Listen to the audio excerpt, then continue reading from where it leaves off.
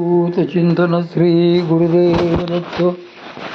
आपण वामनराज प्रकाश यांची पुस्तकं वाचत आहोत आणि सध्या आपण परमपूज्य श्री दादा कवडे महाराजांनी लिखित विषयांचा विसर पडो हे पुस्तक वाचण्यात घेतले आहे.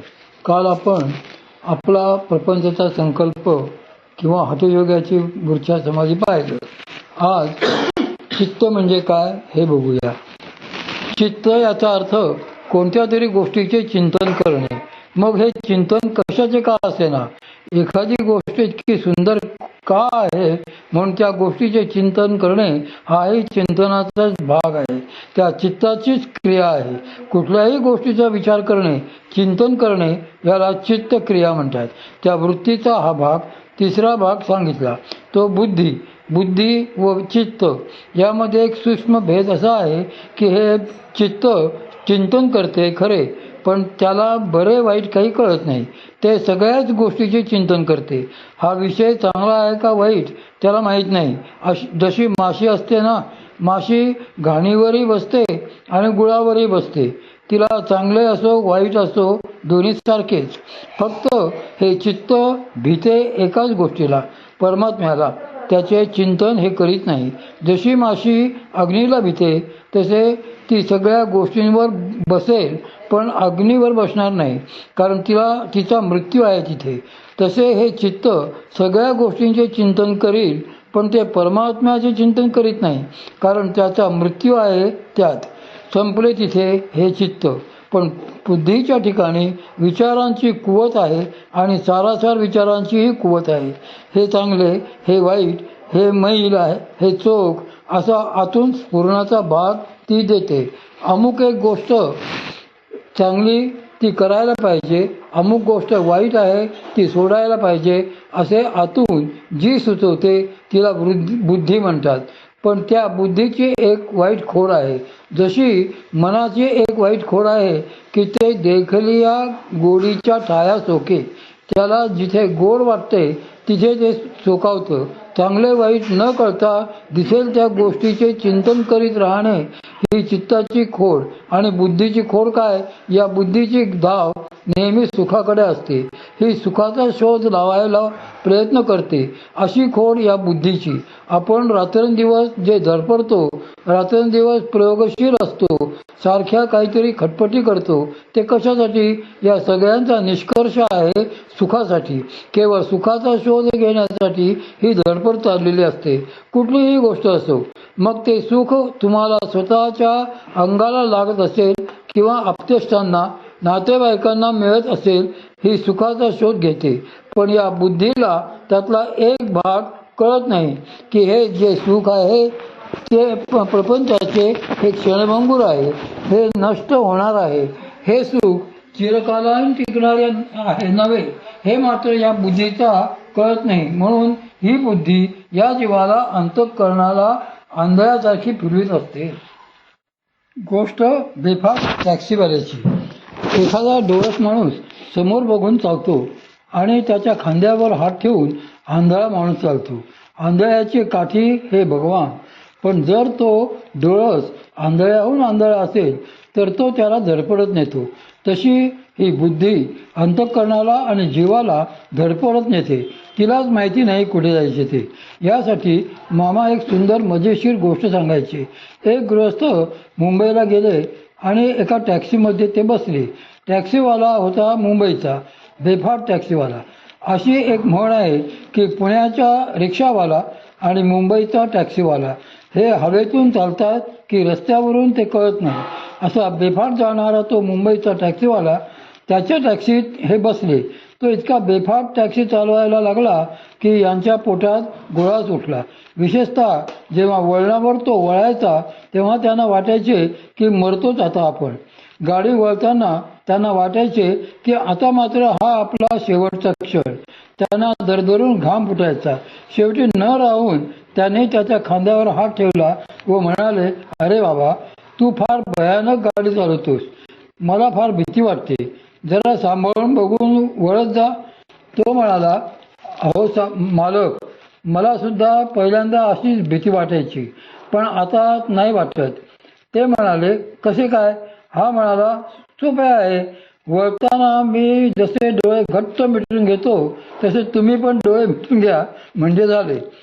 बुद्धीचा मळकटा धुतला जावा. ही बुद्धी ही अशीच शरीराला वळवते, जीवाला वळवते, तुमच्या अंतःकरणाला वळवते. कारण मुळामध्ये तिलाच माहीत नाही की सुख म्हणजे काय, सुख कशाला म्हणतात. सुखाची अनुभूती ही क्षणभंगूर आहे, हेच मुळे तिला माहीत नाही. याचे कारण असे की ते सुख ही बुद्धी शोधायला जाते. त्या सुखाचे प्रतिबिंब हिच्या ठिकाणी नीट पडू शकत नाही. स्वतः तीच मळकट आहे. या बुद्धीवर, या सारासार विचार करण्याच्या वृत्तीवर वासनेचा मळ आहे. म्हणून तुम्ही जोपर्यंत वासना शोधता तोपर्यंत ही मलिन बुद्धीच कार्य करीत असते. कारण ती वासनेमध्ये पूर्ण लिप्त आहे. तिला दुसरे काही कळत नाही. जसे एखादे पृथ्वीमोलाचे अनन्य रत्न आहे, पण ते रत्न चिखलात पडलेले आहे. चिखलाने रत्न बरबटल्यावर त्याला किंमत राहिली नाही. किंमत आहे त्या रत्नाला, पण जोपर्यंत त्याचा मळ धुवून निघणार नाही, तोपर्यंत आपण त्याला स्वच्छ करणार नाही, तोपर्यंत त्याची किंमतच आपल्याला कळणार नाही. कळायची कशी किंमत? दिसतच नाही ते. तरी परमतत्व आहे आपल्याजवळ. पण या बुद्धीच्या ठिकाणी जो मळकटा आहे तो दूर होईपर्यंत त्या परमतत्वाचे प्रतिबिंब बुद्धीत पडत नाही आणि तिला कळत नाही की काय आहे ते. अहंकार म्हणजे काय? चौथी जी वृत्ती आहे त्याला म्हणतात अहंकार. अहंकार कशाला म्हणायचा? आपल्या ठिकाणी अष्टप्रहर जे मी आहे, जे मी असे स्फुरण देते त्याला अहंकार म्हणतात. ही वृत्ती कशी कार्य करते हे बघणे फार सोपे आहे. स्वतःलाच आपण प्रश्न विचारावा, अरे हा शर्ट कुणाचा? लगेच उत्तर येईल, माझा. हा जो माझा असे उत्तर देणारा आहे त्याला अहंकार म्हटले आहे. त्याला कुठलाही प्रश्न विचारा. एखादा मामाने प्रश्न विचारला की, का रे बाबा, तुला प्रपंचामध्ये जे सुख वाटते ते सुख कशामुळे वाटते? त्याने उत्तर दिले, हे सगळे मी केले असे वाटते म्हणून. म्हणजे या सुखाची अनुभूती जी आहे ती अहंकारजन्य आहे, जी ती अहंकारामुळे आलेली आहे. त्याला मग ते म्हणाले, बरे चाललंय तुझे.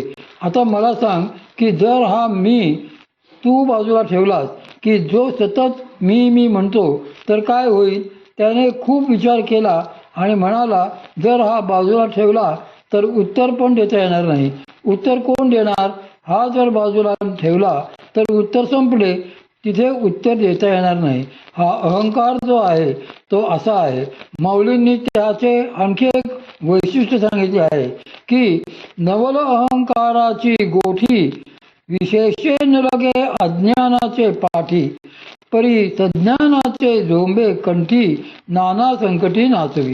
हा अहंकार जो आहे त्याचे एक वैशिष्ट्य आहे, त्याची एक खोड सांगितली आहे की लौकिकदृष्ट्या जे अज्ञानी आहेत किंवा जे चार बुकं शिकलेले नाहीत त्यांच्या विशेष न लगे पाठी, त्यांच्या पाठीस काही हा अहंकार फारसा जात नाही. त्यांचा अहंकार मर्यादित आहे, कारण आपण शिकलो, मोठे झालो असे त्याला वाटत नाही. त्यामुळे तो जो भाग आहे अहंकाराचा तो त्यांच्या मागे फारसा लागत नाही. पण त्यांनी सांगितले, सज्ञानाचे झोंबे कंठी नाना संकटी नाचती.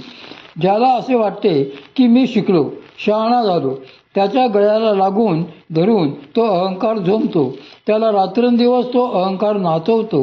ही त्या अहंकाराची खोड आहे. हा कुठे कुठे कोणकोणाला द्यायला लावेल आणि काय काय करायला लावेल हे सांगता येत नाही.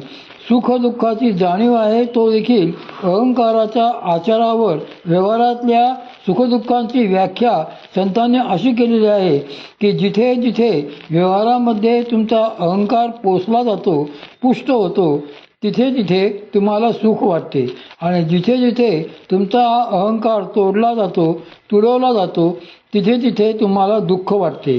कुठेही ही व्याख्या लावून पहा. ही व्यावहारिक सुखदुःखाची व्याख्या आहे. मला माझा मुलगा चांगला कोटपर्यंत वाटेल, जोपर्यंत तो माझ्या आज्ञेत आहे, जो तो सांगेन ते ऐकतोच तोपर्यंत. एकदा तो माझ्या आज्ञेबाहेर गेला आणि सुनेच्या आज्ञेने चालायला लागला की माझे बिनसले. इथे मला दुःख उत्पन्न झाले. त्याआधी तोच मुलगा मला सुख देत होता असे आपले म्हणणे. इथे सुख देणारा आणि दुःख देणारा आपला मुलगा नव्हे, सुख आणि दुःख देणारा आपला अहंकार आहे आणि आपले कर्म आहे. म्हणून आचार्यांनी सांगितले आहे, सुखस्य दुःखस्य नकोपि दाता.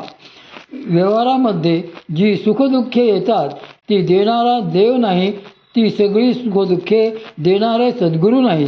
हे सगळे जे आपल्याला मिळते ते आपल्या क्रमाने मिळते. श्री तुकाराम महाराज सांगतात, ठेविले अनंते तैसेची राहावे. अनंत म्हणजे अनंत जन्मांच्या कर्मांनी जसे आपल्याला ठेवले आहे तसे राहणे भाग आहे. आपल्याला या कर्माचे भोग समोर येतात, पण ही जी कर्मे आहेत ती कर्मे भोगताना अहंकार जर वेगळा ठेवता आला तर आपल्याला त्यातल्या सुखदुःखांची जाणीव होणार नाही. आपण त्या सुखदुःखातून वेगळे राहू. म्हणून कर्मयोग सांगताना त्यांनी त्यातली खुबी सांगितली की कर्मण्येवाधिकार असते